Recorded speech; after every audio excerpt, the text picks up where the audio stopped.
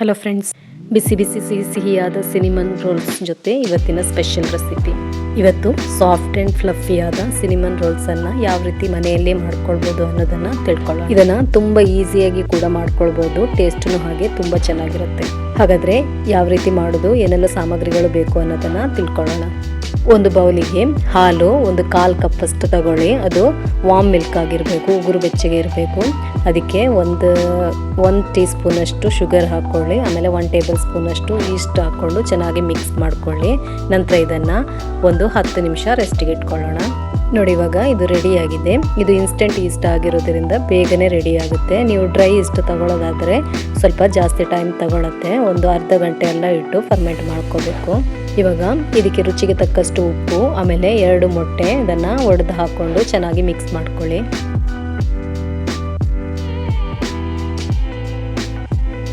ಇವಾಗ ಮೈದಾ 1 ಕಪ್ಪಷ್ಟು ತಗೊಳ್ಳಿ. ಇದನ್ನು ಈ ರೀತಿ ಸ್ಟ್ರೈನ್ ಮಾಡಿಕೊಂಡು ಹಾಕ್ಕೊಳ್ಳಿ. ಸ್ಟ್ರೈನ್ ಮಾಡಿಕೊಂಡು ಹಾಕ್ಕೊಳ್ಳೋದ್ರಿಂದ ಗಂಟು ಕಟ್ಟಿಕೊಳ್ಳೋದಿಲ್ಲ, ಚೆನ್ನಾಗಿ ಬರುತ್ತೆ ಹಿಟ್ಟು. ನಾನಿಲ್ಲಿ 1 ಕಪ್ಪಷ್ಟು ಮೈದಾ ತಗೊಂಡಿದ್ದೀನಿ. ಇದನ್ನು 2 ಬ್ಯಾಚ್ ಆಗಿ ಹಾಕ್ಕೊಂಡು ಸ್ಟ್ರೈನ್ ಮಾಡ್ಕೊಂಡಿದ್ದೀನಿ. ನೀವು ಕೂಡ ಇದೇ ರೀತಿ ಮಾಡ್ಕೊಳ್ಳಿ.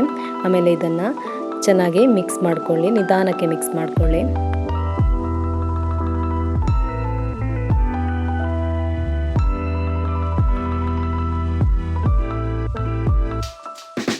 ಇವಾಗ ಚೆನ್ನಾಗಿ ಕೈಯಲ್ಲೇ ನಾದ್ಕೊಳ್ಳಿ. ಇದನ್ನು ಹಿಟ್ಟು ಸಾಫ್ಟ್ ಆಗೋ ತನಕ ನಾದ್ಕೋಬೇಕು. ಅಂದರೆ ಒಂದು 5 ರಿಂದ 10 ನಿಮಿಷ ನಾದ್ಕೊಳ್ಳಿ, ಆವಾಗ ಚೆನ್ನಾಗಿ ಸಾಫ್ಟ್ ಆಗುತ್ತೆ. ನೋಡಿ, ಇವಾಗ ಇದು ಚೆನ್ನಾಗಿ ಸಾಫ್ಟ್ ಆಗಿದೆ. ಇವಾಗ ಇದಕ್ಕೆ ಒಂದು 3 ಟೇಬಲ್ ಸ್ಪೂನ್ ಅಷ್ಟು ಬಟರ್ ಹಾಕ್ಕೊಂಡು ಅದನ್ನು ಮಿಕ್ಸ್ ಮಾಡ್ಕೊಳ್ತಾ ಇನ್ನೊಂದು 2 ನಿಮಿಷ ನಾದ್ಕೊಳ್ಳಿ. ನಮ್ಮ ಚಾನಲನ್ನು ಇನ್ನೂ ಕೂಡ ಸಬ್ಸ್ಕ್ರೈಬ್ ಮಾಡದೆ ನೋಡ್ಕೊಳ್ತಾ ಇದ್ರೆ ಪ್ಲೀಸ್ ಸಬ್ಸ್ಕ್ರೈಬ್ ಮಾಡ್ಕೊಳ್ಳಿ. ಹಾಗೆ ವಿಡಿಯೋ ಇಷ್ಟವಾಗೋದಾದರೆ ಒಂದು ಲೈಕ್ ಕೊಟ್ಟು ಸಪೋರ್ಟ್ ಮಾಡಿ. ಫ್ರೆಂಡ್ಸ್ ಫ್ಯಾಮಿಲಿಗಳಿಗೆ ಶೇರ್ ಮಾಡ್ಕೊಳ್ಳಿ.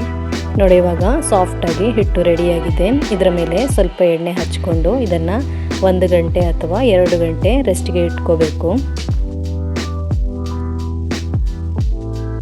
ನೋಡಿ, ಇವಾಗ 1 ಗಂಟೆ ನಂತರ ಹಿಟ್ಟು ಫ್ಲಫಿಯಾಗಿ ರೆಡಿಯಾಗಿದೆ. ಇವಾಗ ಸ್ವಲ್ಪ ಮೈದಾ ಡಸ್ಟ್ ಮಾಡಿಕೊಂಡು ಫ್ಲೋರ್ ಮೇಲೆ ಆ ಹಿಟ್ಟನ್ನು ಹಾಕ್ಕೊಂಡು ಸ್ವಲ್ಪ ಹೊತ್ತು ನಾದ್ಕೊಳ್ಳೋಣ. ಇದನ್ನು ನೀವು ತುಂಬ ಈಸಿಯಾಗಿ ಮಾಡ್ಕೊಳ್ಬೋದು. ಟೇಸ್ಟೂ ಹಾಗೆ ತುಂಬ ಚೆನ್ನಾಗಿರುತ್ತೆ. ಟೀ ಟೈಮ್ ಸ್ನ್ಯಾಕ್ಸ್ ಆಗಿಯೂ ಕೂಡ ಮಾಡ್ಕೊಳ್ಬೋದು. ಹಾಗೆ ಮಕ್ಕಳಿಗೆ ಸ್ನ್ಯಾಕ್ಸ್ ಬಾಕ್ಸಿಗೆ ಕೂಡ ಮಾಡ್ಕೊಳ್ಬೋದು. ಇದನ್ನು ನಿಧಾನಕ್ಕೆ ರೋಲ್ ಮಾಡ್ಕೋಬೇಕು. ರೋಲ್ ಮಾಡಿ ಆದ ನಂತರ ಅದರ ಮೇಲೆ ಬಟರ್ ಹಚ್ಕೋಬೇಕು. ಬಟರ್ ಒಂದು 3 ಟೇಬಲ್ ಸ್ಪೂನ್ ಅಷ್ಟು ಹಚ್ಕೊಳ್ಳೋಣ. ಚೆನ್ನಾಗಿ ಸ್ಪ್ರೆಡ್ ಆಗೋ ರೀತಿಯಲ್ಲಿ ಹಚ್ಕೋಬೇಕು. ಬಟರ್ ಎಲ್ಲ ಚೆನ್ನಾಗಿ ಸ್ಪ್ರೆಡ್ ಆದ ನಂತರ ಒಂದು ಬೌಲಲ್ಲಿ ಶುಗರ್ ಪೌಡರ್, ಆಮೇಲೆ ಅದಕ್ಕೆ ಸಿನಿಮನ್ ಪೌಡರ್ ಹಾಕ್ಕೊಂಡು ಮಿಕ್ಸ್ ಮಾಡ್ಕೊಳ್ಳೋಣ. ಇದನ್ನು ಇದರ ಮೇಲೆ ಚೆನ್ನಾಗಿ ಸ್ಪ್ರೆಡ್ ಆಗೋ ರೀತಿಯಲ್ಲಿ ಅಪ್ಲೈ ಮಾಡ್ಕೊಳ್ಳೋಣ.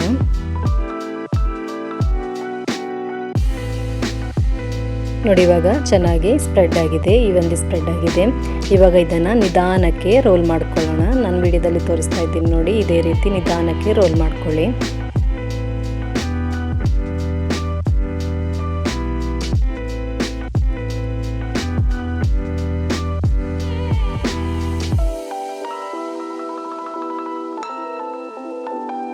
ಇವಾಗ ಒಂದೊಂದನ್ನಾಗಿ ಕಟ್ ಮಾಡ್ಕೊಳ್ಳೋಣ. ವಿಡಿಯೋದಲ್ಲಿ ತೋರಿಸ್ತಾ ಇದ್ದೀನಿ ನೋಡಿ, ಇದೇ ರೀತಿ ಕಟ್ ಮಾಡ್ಕೊಳ್ಳಿ. ನಿಧಾನಕ್ಕೆ ಕಟ್ ಮಾಡ್ಕೊಳ್ಳಿ, ಯಾಕಂದರೆ ನಮ್ಮ ಹಿಟ್ಟು ತುಂಬ ಸಾಫ್ಟ್ ಆಗಿರುತ್ತೆ. ಅದಕ್ಕೋಸ್ಕರ ನಿಧಾನಕ್ಕೆ ಕಟ್ ಮಾಡ್ಕೋಬೇಕು. ಆಮೇಲೆ ಬಟರ್ ಸವರ್ ಇರುವಂತಹ ಒಂದು ಬೇಕಿಂಗ್ ಟ್ರೇಯಲ್ಲಿ ಇದನ್ನು ಇಟ್ಕೊಳ್ತಾ ಬರೋಣ.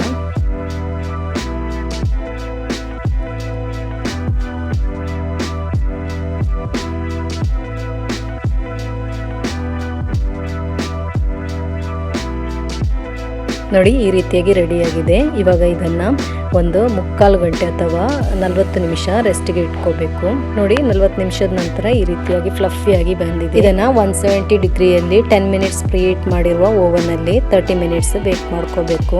ಇವಾಗ ಇದರ ಮೇಲ್ಗಡೆ ಹಚ್ಕೊಳ್ಳೋದಕ್ಕೆ ಒಂದು ಕ್ರೀಮನ್ನು ರೆಡಿ ಮಾಡ್ಕೊಳ್ಳೋಣ. ಅದಕ್ಕಾಗಿ ಅರ್ಧ ಕಪ್ಪಷ್ಟು ಕ್ರೀಮ್ ಚೀಸ್, ಒಂದು 3 ಟೇಬಲ್ ಸ್ಪೂನ್ ಅಷ್ಟು ಕಂಡೆನ್ಸ್ಡ್ ಮಿಲ್ಕ್, ಆಮೇಲೆ ಕ್ರೀಮ್ ಒಂದು ಅರ್ಧ ಕಪ್ಪಷ್ಟು ಹಾಕ್ಕೊಂಡು ಚೆನ್ನಾಗಿ ಮಿಕ್ಸ್ ಮಾಡ್ಕೋಬೇಕು.